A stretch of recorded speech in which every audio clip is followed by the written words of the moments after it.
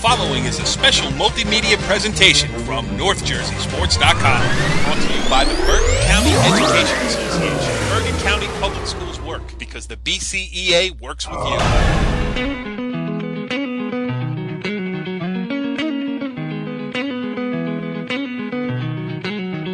Back on the wrestling show, NorthJerseySports.com's original multimedia series, and this is a special edition, the Champions Edition.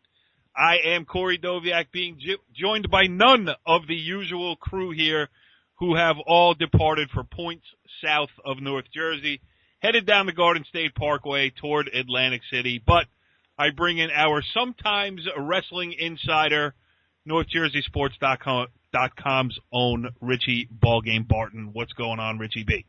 Not much, just getting a couple champions together and talking some wrestling and talking about, their experiences on what they went through when they won state titles. Absolutely. This show is meant to get the listening public all fired up for the state tournament that's coming up this week, and we can do it with a guy already on the line and a longtime gracious guest here on the wrestling show. He is Princeton assistant wrestling coach, but there's so much more to his resume. Let's welcome in Joe Dubuque. What's going on, Joe? Hey, thanks a lot, Corey. Thanks a lot, Rich. I appreciate you having me on tonight. Yes, well, we appreciate you joining us as we take time out of your busy schedule. I know you're getting ready for the conference tournament down there with the Princeton Tigers this weekend, too, which brings up a topic we'll also talk about a little bit later. But let's just go over it one more time. The 2000 and 2001 New Jersey High School State Wrestling Champion, the 2005-2006 Indiana University NCAA champion, Joe Dubuque, with one of the best resumes ever for a New Jersey high school wrestler. And it's state tournament week here, Joe. What do you remember? Let's go through that first one, 2000. About this time, 2 days out, 1 day out from the start of the tournament. I mean, what are these guys thinking as they're getting ready to go at it in Atlantic City? It all depends on who the guy is. If maybe he's a returning state place winner, he's got his eyes, set on winning a state title, and maybe a guy who hasn't been to the state tournament before, maybe his goal is to be a state place winner. Obviously all of them probably had the highest goal of being a state champ. But it's just, you have to control that excitement. You can't really get overwhelmed with, going to the state tournament and being there and having all the fans. I think you have to go there with the same mindset as a lot of other matches, but you also have to embrace it just a little bit. It is every kid's goal to go down to Atlantic City and wrestle in front of, 11, 12, 15,000 fans. Because that's what every kid wants to do when they're in the youth and the rec leagues. They want to be state champions. So, they're probably surrounded by their, all their loved ones and their coaches and just probably trying to relax. Tomorrow night will be probably a little bit, they start tomorrow, right? Correct? It's Friday, Yep. Saturday, Sunday. Yep. Right now they're down there and just trying to relax and get a good night's sleep because they're going to war tomorrow. Yeah, absolutely. I should also mention, which I should have mentioned at the top of the show, that 2003 Lodi High School state champion Jerry Rinaldi will join us here as well after we talk to Joe. But, Joe, one of the interesting things that they've done with the state tournament is now everybody's guaranteed at least 2 matches. So, I think that takes a little bit of the pressure off. Listen, for the guys who are looking to win this thing, and as you said, most of them are, but realistically, the guys like a Johnny Sebastian, who's going for his 3rd in a row, or Nick Soriano from Bergen Catholic, who's going for his 2nd in a row, those guys, they're expecting to get through, but would it make it? It wasn't like that in your day. How about for the guy looking for a place, maybe not to win it, but having that comfort of knowing that you're going to get a second match and it's not one and done and back up the highway? Yeah, I think it's pretty cool, because they're not just one and done going down to Atlantic City and then they're out. They get a chance to wrestle back and go for 3rd, where, when I was wrestling, they had the Super Regions, which was the Tuesday night before Atlantic City, and you had the 2nd and 3rd from the region wrestle, and then that winner would wrestle a region champ. So I think it is pretty cool. You know, it might be a little bit, you know, much for high school kids, but I mean, I'll tell you one thing, it prepares them for, you know, if they have goals and, you know, going to the NCAA tournament and being a national champion. I mean, that's great experience right there. I mean, the NCAA tournament's a 3-day tournament. Same thing with the high school state tournament in New Jersey. So, I think it's good because, you know, you got parents and you got kids who, you know, might be from Bergen County traveling all the way down to Atlantic City. You know, it's good to get them a couple more matches, and not just, you know, like you said, not just one and done. Richie B, go ahead. Hit him with some Glen Ridge history. Well, I'm just, you know, you touched on it just a little bit, but, you know, when you went as a freshman, I mean, it's kind of like, you know, when you're a young kid, you don't know what to expect. What weight did you wrestle as a freshman? 103. Okay, so you started at the bottom. And where'd you place? I was 4th as a freshman. And then how about sophomore year? Sorry, Richie B. So sophomore year, this was great. So I went back down to 103. I was the number 1 seed and wound up going 0-2, which was I wound up losing to the eventual state runner-up in Bob Stinson. I lost to him by 1 point, and then I lost my next wrestleback because I was so concerned with making weight that I just totally overlooked my next opponent. And actually, he is the current head coach at Cedar Grove High School, Derek Caduto. Really? So I actually saw him at the Region 4 tournament, and we were talking about you know, the good old days, and you know, he's got that win over me that I still, you know, one of the few guys in New Jersey who can say that too. He probably has a T-shirt made up. But yeah, so you know, my sophomore year, it was actually a great thing that happened. I was cutting a lot of weight. I was cutting probably too much weight, and I was more concerned about weight cutting than wrestling. And you know, it opened my eyes and got me remotivated for, you know, my junior and senior year. But and then what weights did you go junior and senior year? 112 my junior year, and then 119 my senior year. All right, sorry, Richie B. Go ahead. No, just I mean, was the mindset different? You know, talk about how different the mindset was freshman and sophomore year as opposed to junior and senior year.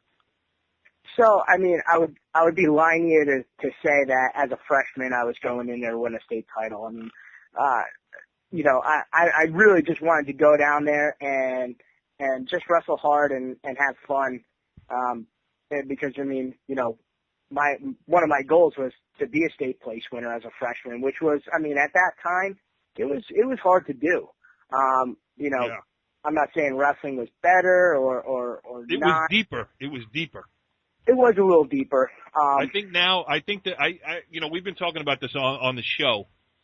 The highest level of wrestler, which obviously you were one of, but I think that the top rung is as good, if not better than it's ever been, but there's less below. Like you see that with all the forfeits in the dual meet season because that program wrestler is not around anymore. The guy who will go out there and go, you know, 8-12 for the season and take a couple lumps for the team, that kid's not there anymore. So I think, you know, when you were wrestling, there was probably a deeper pool of real good wrestlers. While now there might be a higher number of, you know, national type wrestlers.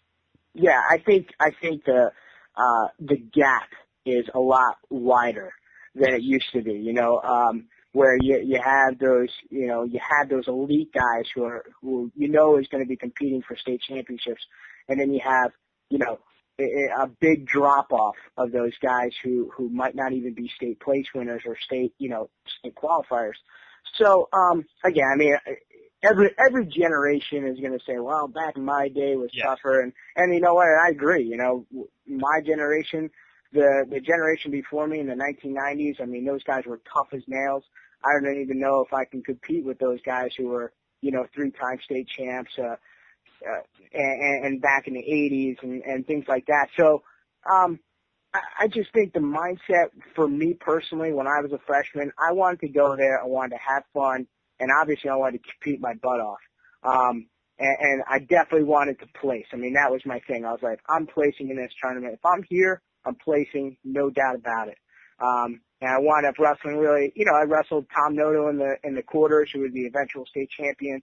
I gave him his best match. I was really happy with the way I wrestled. Wound up wrestling back. I was actually really mad about the way I wrestled for third. Wound up losing and taking fourth, but I was still, it set in my mind, I can do this. I can be a state champ. I was that close. I know I can do this. So that next year, as a sophomore, I had all intentions. I mean, my mindset was, I'm going to win a state championship. I'm going to be a 3-time state champ. But then I just got overly concerned with, just making the weight. And that's like the main thing as coaches that we say. It's like, hey, it's not weight cutting out there. It's wrestling, So Right. don't worry about making weight, because if you lose, you don't have to worry about making weight because you're going to be Right. out. So I think it changes, like you have to have realistic goals, but you also have to have that experience of being a state place winner, knowing you're there, knowing you could be a state champion. What was your first recollection of the state tournament? Like when you were a little kid, do you remember like a year where maybe you saw it, or a guy who you saw wrestle in it or heard of that you said, like, I'm going to be like him? Can you remember that? Yeah, definitely. So I got into the sport pretty late. I mean, I didn't start wrestling until I was in 6th grade. And that year, the Hausers, who are, fixtures in the wrestling community, wound up taking me down, to Atlantic City my first year wrestling, and I think that was 96. So I watched Anthony Conti win, his state, or no, actually he lost his state championship. I want to say Donnie Pritzloff won his from third. Lyndhurst. Won his third state championship, and I remember them taping up his nose because he broke his nose in the finals match, and he's literally bleeding all over the place. And at that time, I was there. Yeah, I saw that. Yes. So I mean, just those memories and those guys who, like, I remember watching them in high school, and then they went on to have, pretty awesome college careers. Donnie Pritzloff and Maurice Worthy, Damian Hahn. I mean, There's a ton of guys who I remember watching, and that actually got me excited too. It's like I want to be down there. I want to be on the the single mat and with everybody watching me. I mean, that's where I want it to be. So it's great that these little kids, they go down. I mean, it's such an awesome atmosphere, down in Atlantic City, and it's really like, it's huge, but it's such a small knit community. Like, you're rolling around Atlantic City and you're bumping into 800 wrestlers. I mean, it's probably a dangerous place, but Right. it's pretty awesome. I mean, for the kids wrestling to have all those fans going there to watch them, I mean, it's pretty special. Well, that's what I find about doing the wrestling show that's so cool, because, the wrestling, they're either you listen, from our point of view, either you listen to the wrestling show because you're a wrestling junkie, or you have absolutely no interest in it and never click on it because you don't care. So, like basketball, there's casual fans. Some guy, I'll go watch a couple of games. Either you're into wrestling or you're not into wrestling, and that's what makes this a lot of fun. And the other side of it is that the entire state tournament plays out in one place where if you grab the seat on Friday night, you could see just about the entire thing take place right in front of you, whereas the basketball tournament, hockey tournament, whatever sport you want to talk about, plays out over weeks in different gyms. Now, every gym has its own atmosphere, and those are fun, but wrestling is different because, like you said, you were there to see Donnie Pritzloff. I was there too, and if that was a state sectional basketball game, I might have been in one gym and you would have been in another one before they ever got to the finals, that kind of thing. So that's the cool thing about wrestling. Yeah, absolutely. Richie B, what do you got? No. What I was going to say is I was going to then shift to your junior year, and after beating Stinson, who you lost to the year before, after beating him in the semifinals and going into the final, I mean, what's the mindset? Because you have a couple hours. Back then, I know this year the semifinals are on Saturday, but back then, I believe you wrestled him at like 9 or 10 in the morning, and then the final was at 2. Is that correct? Yeah, it was like something like 10 or 11 were semis, and then finals were like, I don't know, 4 or 5, something like that. When you have that time in between, how do you switch from that euphoric feeling of beating Stinson to having now wrestling for the state title? So, the great thing for me, personally was that both of my titles were up at, East Brunswick, or East Rutherford, I'm sorry. East Rutherford. Back then it was Continental Airlines Arena. Right. So, and that's, 15 minutes from our house, Rich? So, yeah.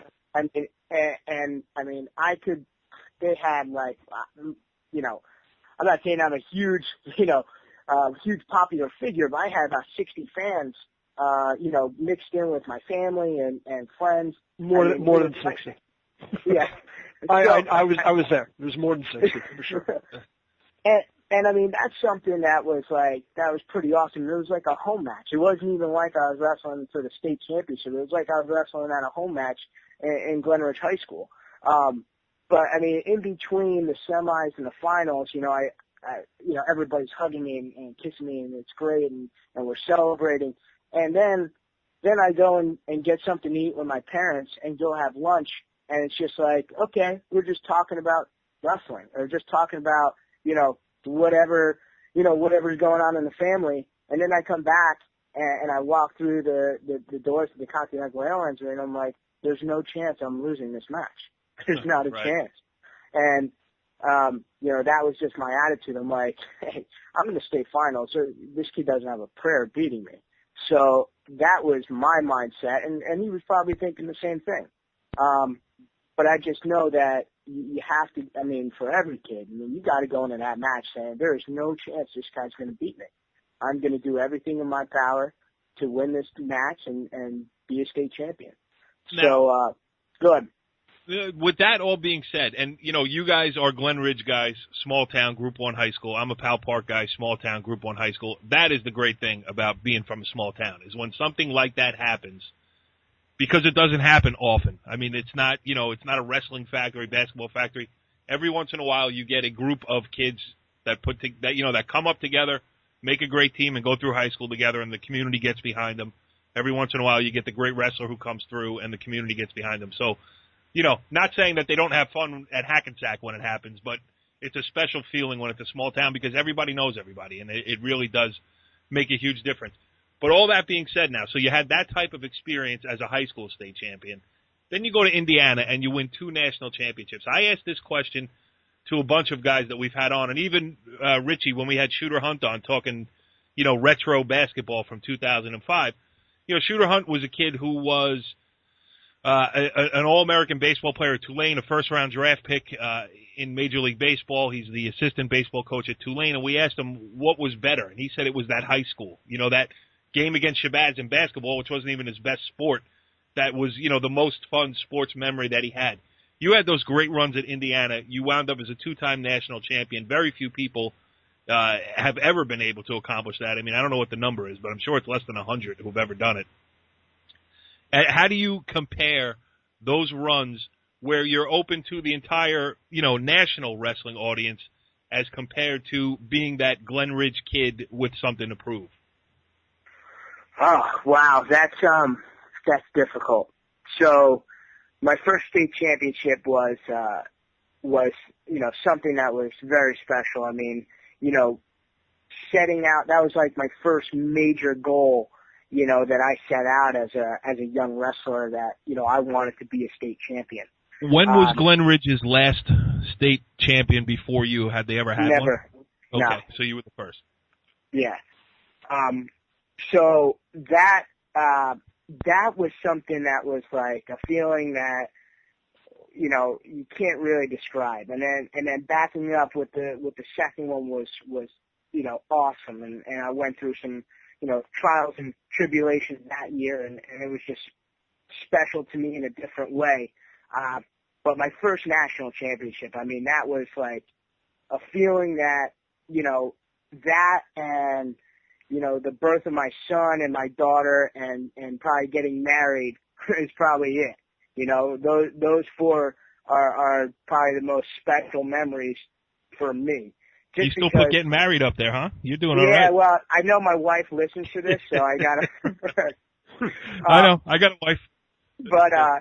But that national championship, I mean, like you said, I mean, there's a lot of state champions, and it just attaining that national championship was just, I can't even describe it in words. It was just like everything that I worked for, even when I was in youth wrestling and high school wrestling and then college. It's like everything I worked for was for that moment. And to know that I was the best in the country, on a Division I level, the highest level besides the Olympics, I was the best guy in that weight class was just something that it was just so great. I mean, it was like uplifting, and I was, the feeling was just overjoy is an understatement. Right. So they were special. My first state championship was special because that was the first major goal that I had set out and I accomplished. And my first national championship was just something that is like a dream. It wasn't like I didn't think I could do it, but it was like some of those things where you set it so high, sometimes you might doubt yourself whether you can get it or not. And then when I got it, I just knew this was something that was, very, very, very special and which is very special to a lot of people. I mean, a lot of kids come through the sport and they want to be national champions and they don't. So, I take a lot of pride in that, and, it's different in certain ways. Richie, I don't think you answered the question, do you? Oh, barely. We get it. All right, so my nationals was obviously the best out of all the experiences, without a doubt. But I think it's. Yeah, I mean, it's like trying to pick your favorite kid. I mean, it's not possible. Yeah, it isn't. But you know what? From the national championship perspective, I mean, for lack of a better term, it takes a lot of balls to even think you can do it. Yeah. Oh yeah. I mean, because like you can say, especially more so nowadays with the internet, and I mean, you could probably break down the bracket of the state tournament, know everybody that's coming. I think in your day, it was a little bit less, where you maybe knew names, you didn't know much about them, you couldn't watch every match that they've ever wrestled on, Flow Wrestling or whatever. Yep. But, when you talk about a national perspective, and you're talking about there's a kid, tipping a cow in Iowa who's the same age as you and the same weight as you, and for you to have the guts to think that, you know what, I'm going to beat that kid anyway. It really, and not just you specifically, anybody who goes on to win a national wrestling championship is a dude with, a lot of moxie. No doubt about it. Yeah.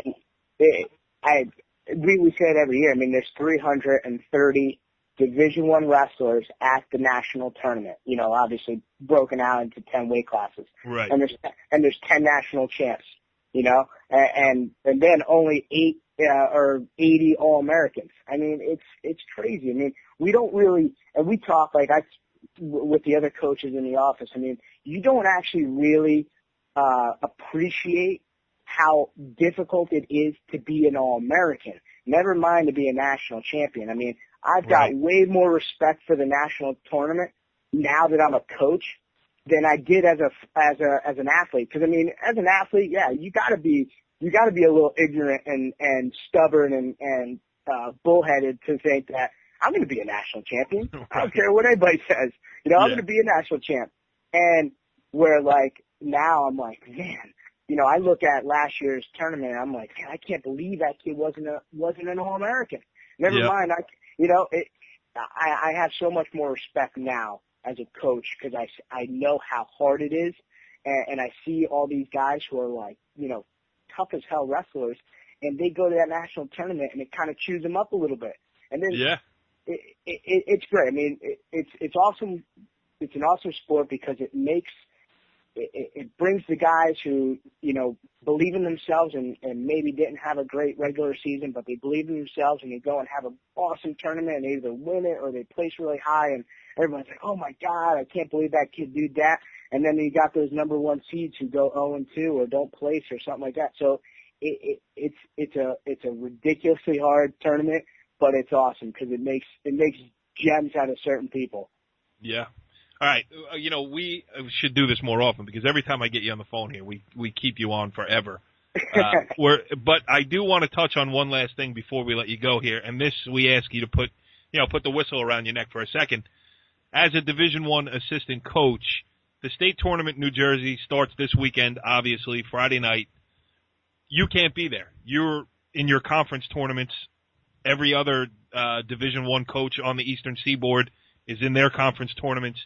You guys can't be there to watch, not just as spectators, but as recruiters and everything else. Why is this, and what should be done about it?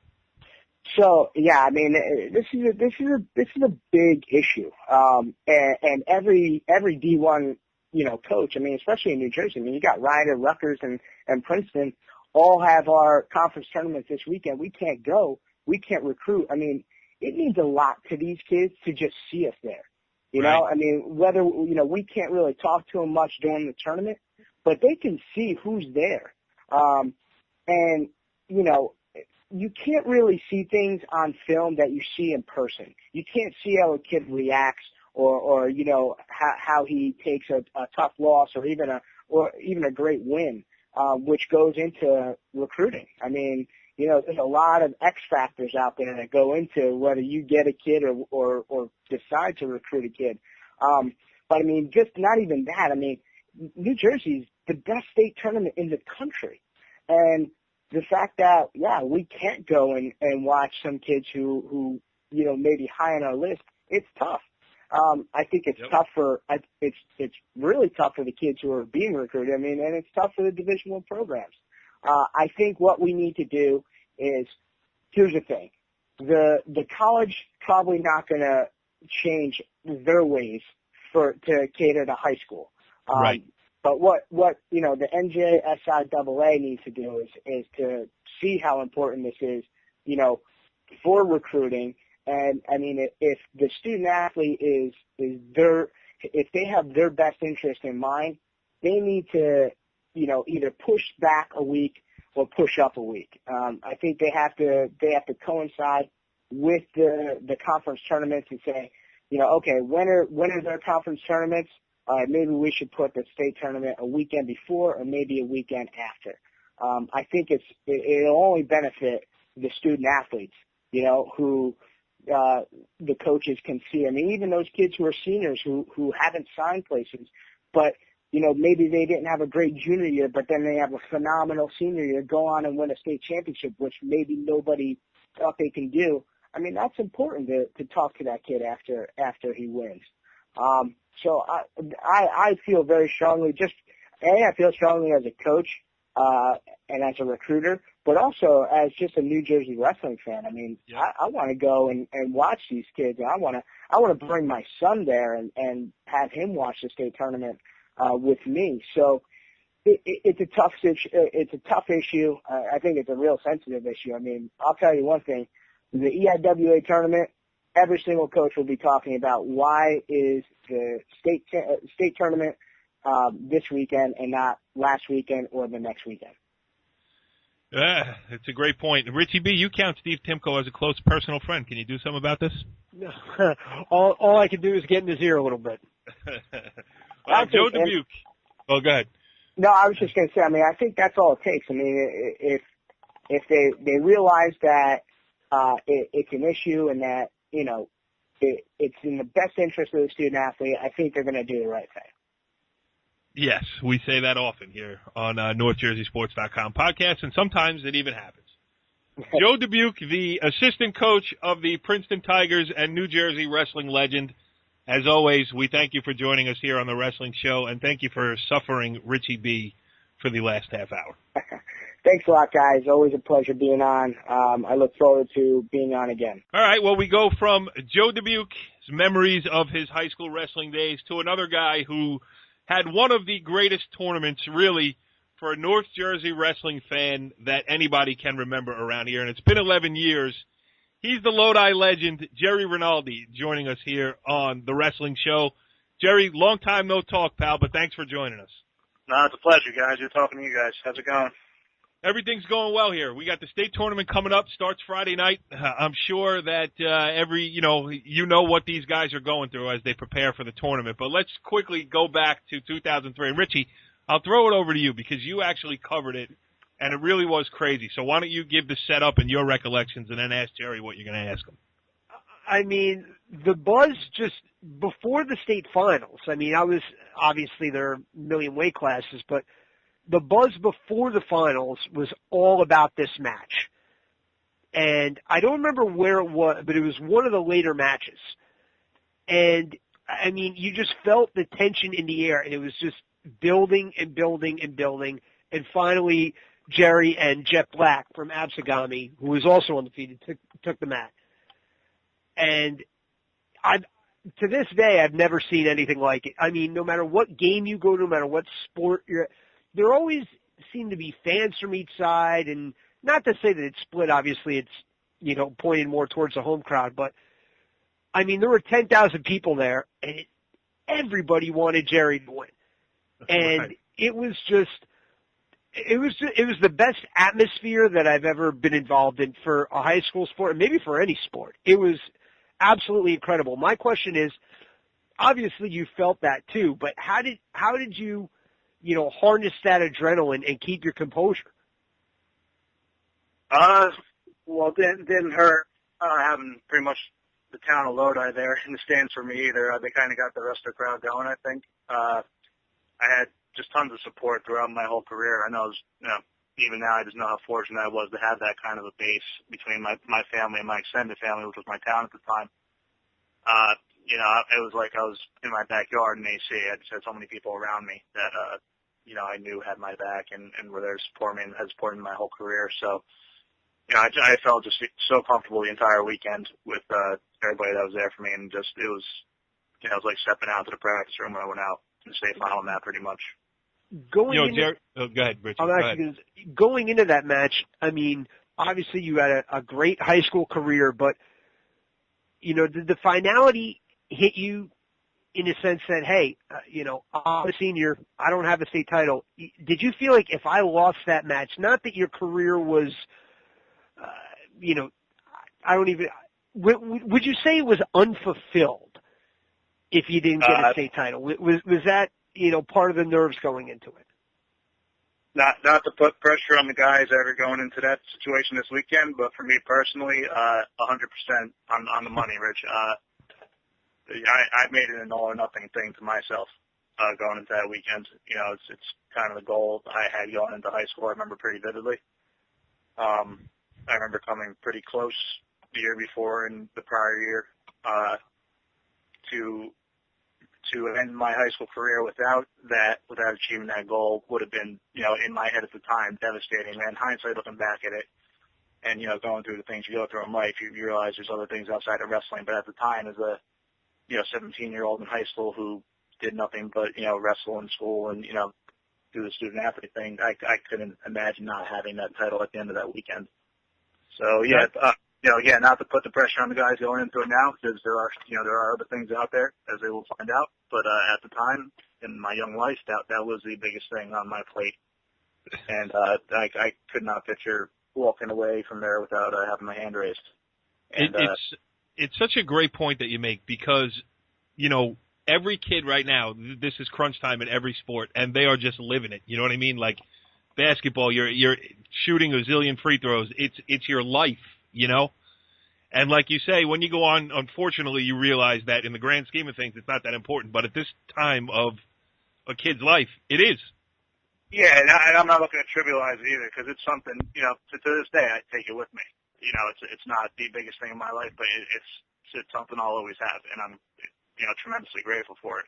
Yeah. So I don't want to trivialize it either, but, at the same time, going back to the 17-year-old's perspective, yeah, I remember how important it was to me, and, I could not picture any other result that weekend, and, it's kind of a scary thought.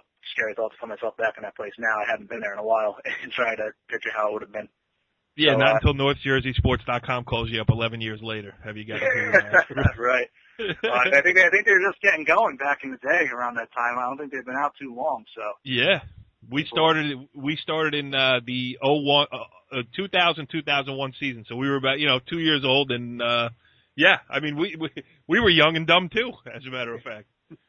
But it's crazy thinking back at it now, 11 years like that. Yeah. It's crazy. All right, so what gave you the right to think that you could come back after losing to Jeff Black your junior year and think that, all right, I got you this year, big boy? I had probably no right to think that because I did my homework back then. This was before the internet and everything, and I had gone to an Absegami match or two during the year because I had heard Jeff was the guy. That was during my junior year, and I was coming in as the top-ranked guy, the highest returning medalist at the weight class, and I'd seen him wrestle, and I knew he was good, and I'd seen him on. I think I actually saw Paul's Row match versus Absegami on TV at the time, one of the few matches that was televised. So I had seen him. I knew what he brought to the table. I was still confident, that I would be the champ that year, and that was my junior year. Jeff had other plans and executed them. Leaving that match at the time, I didn't doubt. I thought I was better than him. Then going into my senior year again, did my homework again, got some video of Jeff, watched him wrestle, and I knew instantly I was dealing with a different kid. I thought he improved tremendously from the year before, which had shocked me because I thought I did myself.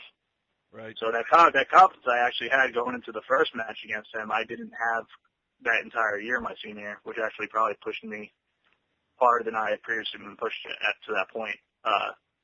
Because I knew he was taking it very seriously, and that made me take it even more seriously as well. So, like I said, going into that second match my senior year, what gave me the right to think I was going to walk away with the title, I didn't have it because, I know Jeff was probably thinking the same thing at the time.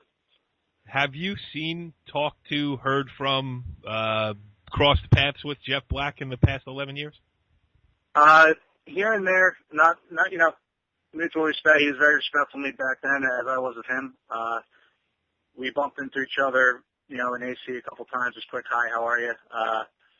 We actually have some mutual friends. I went to Cornell with another former state champ, Brian Bridge, and a former state medalist, 215-pounder, Zach Hammond, both of which are my best friends in the world right now. They both were on the same high school team with Jeff, so they have interesting perspectives of the whole thing too, because they're probably one of the handful of people I think that were rooting actually for Jeff in the arena that day. And it's pretty funny talking about it when a couple times that's come up.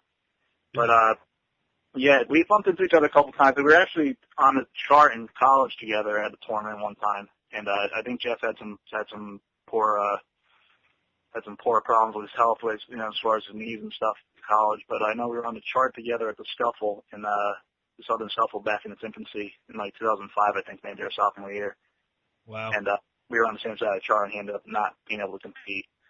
So we almost bumped heads again, round 3, but it then never came to fruition. But we've run into each other here and there, but nothing, never really talked about wrestling or anything. Just a quick, hey, how's it going?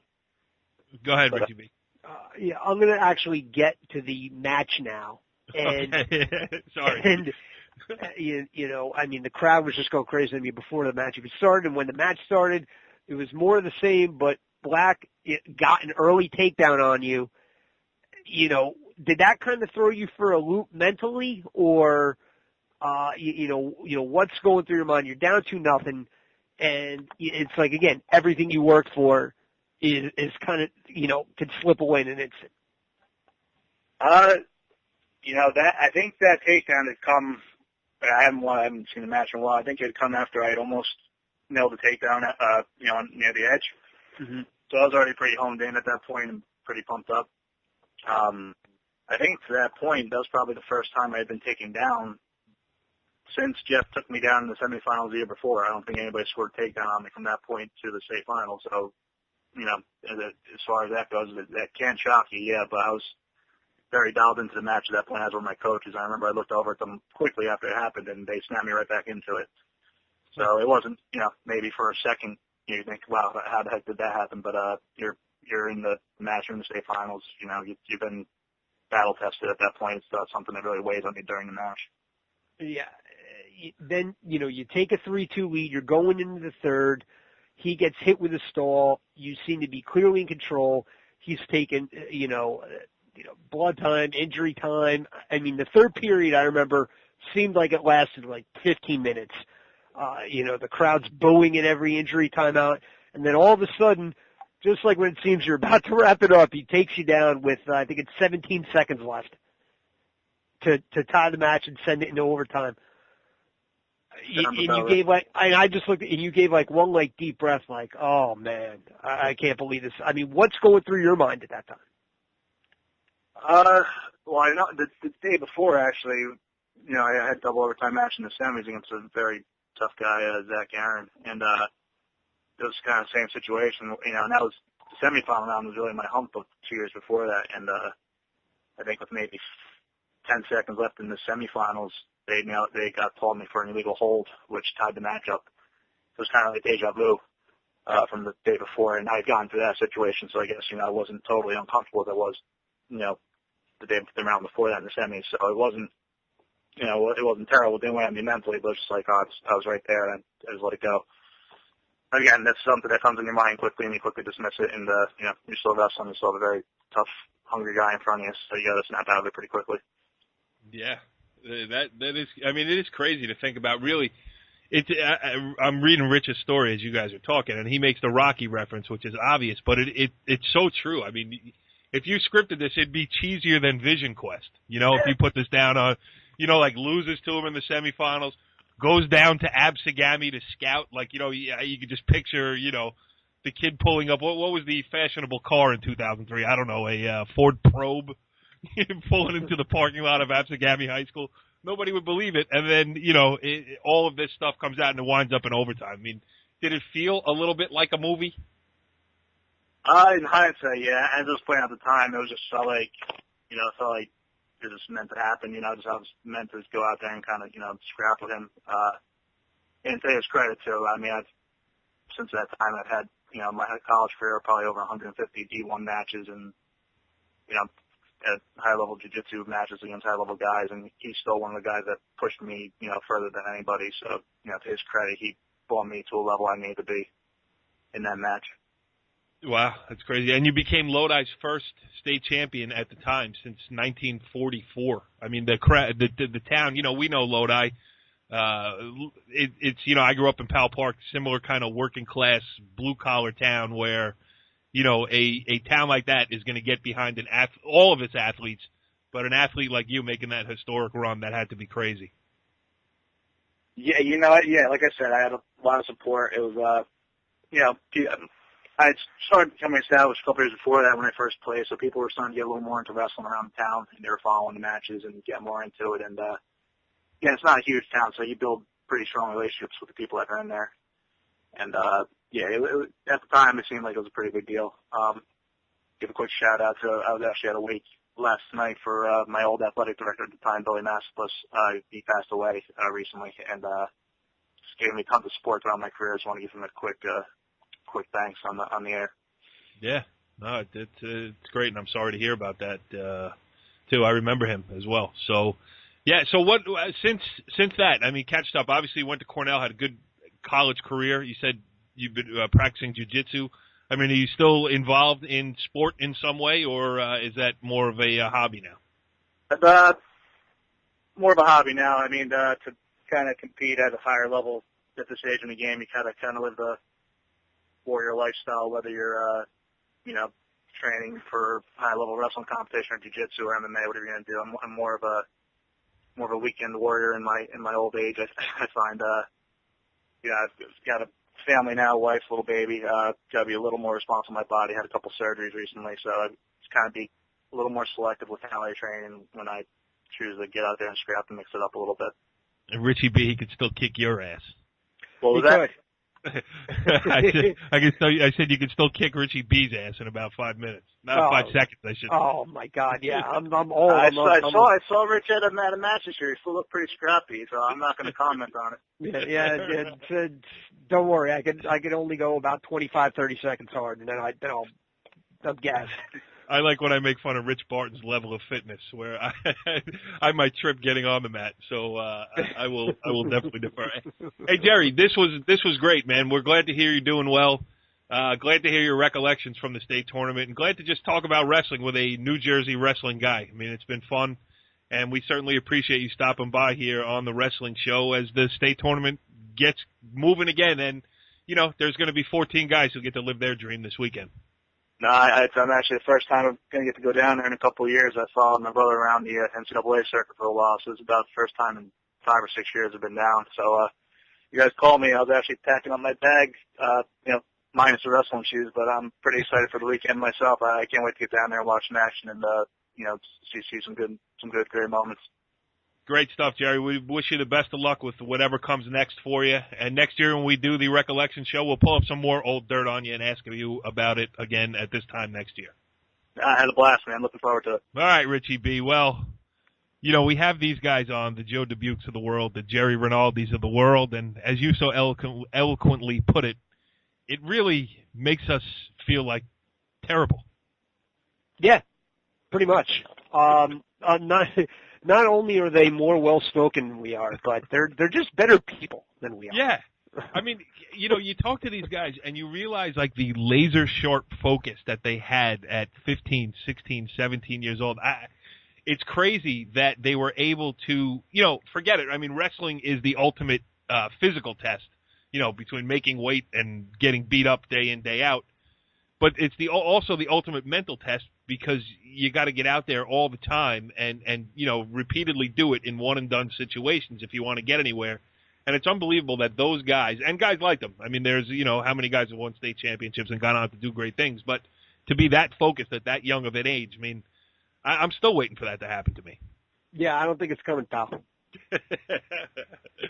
Well, I do know what's coming. You are taking a trip down to Atlantic City on Sunday while I am covering the state Public B hockey tournament that Ramsey got itself involved in with a huge 7-0 win over Mendham this evening. So we got our work cut out for us this weekend as the state tournaments roll on in all sports here on NorthJerseySports.com. Hey, Richie B., when you're down there in Atlantic City, find us some more state champions because these shows are fun to do.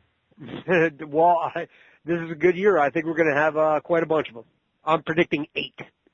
All right, 8 champions from North Jersey. Who do you got? You got obviously Sebastian and Suriano. I mean, are we going to go into this? Yeah, we're still on the air. I want to get you. All right. Well, I mean, you have Sebastian. You have Suriano. You have Geraldo. You never want to call anything a lock in high school sports, especially in wrestling, because you've seen crazier things happen. Yeah. But I would be really surprised if any of those 3 don't win. Right, I agree with you.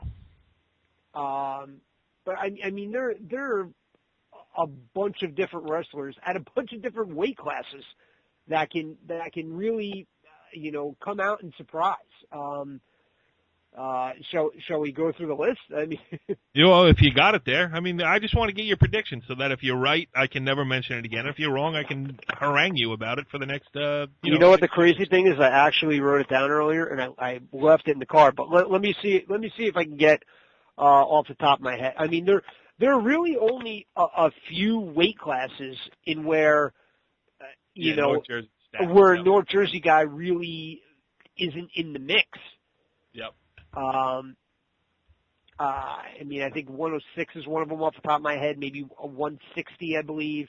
Well, you got a kid like Beer Dumpful from Don Bosco Prep who can make a run. You got, Chaconas from Don Bosco Prep who can make a run. You got. Well, that's Freeman. The thing. You got Luis Gonzalez who's had a tough year, but he's a returning state champion. Yep. We talked about him the other day. He's a tournament wrestler. I mean, he's he's just one of those guys who's when the lights are the brightest, he's there. It's right. Again, Beer Dumpful is one. But that weight class, is loaded, and you got a bunch of kids. You got the kid from Wayne Valley, who I think is tough. Master Pietro from Hasbrook Heights. Yep. Can make a run in that week. I mean, and that's just, that's one weight class. I mean, they're, Bergen Catholic's got, a bunch of kids that can make 11. a run. Yeah. Yeah, I mean, they got 11 going down. Angelina could, for sure, Yeah, I mean, I remember we cover Hudson County, too, so, I mean, you got a couple of St. Peter's Prep kids. The kid Connor Burkert is going to be tough. Who's the other kid? St. Peter's Prep is sending 9. Yeah, I mean, you got Travato from Paramus is going to be, he's not going to be an easy out. All right. So you want me? Yeah, all right. I predicted 8 state champions. I can't think off the top of my head. I'm really terrible. How about Sean Rosing? McFadden from DePaul. Right. From the great Secaucus Rosing family, Richie B. Sean. Sean Rosing. Is another Region 4. Wilkins from St. Joe's Montvale. Yep. I mean, you got a bunch of guys that could really. Who's a kid? Robbie Maggiuli from Emerson. Yeah, the most outstanding wrestler from Region 2. Yeah, and undefeated. I mean, that class, they're, really after 4 or 5 wrestlers. I mean, that's not an incredibly deep class. And another guy who could make a run there is the kid Anthony Lambert from Wayne Valley. Yep. So, I mean, these are just names that we're throwing out off the top of our head too. Yes. All right. Well, you're on the record. 8 state champions from North Jersey. You get 8 interviews, Richie B. We need the sound for next week's The Wrestling Show. And if you do a good job, I'll ask Kenny Sarajan if you can join us on next week's show. Oh, wow. I don't know if I can handle that. I'm really stepping up. One of the big boys now. You got it. We used to have an empty chair, but we filled it. So sorry, pal. Thanks a lot. Follow the leader.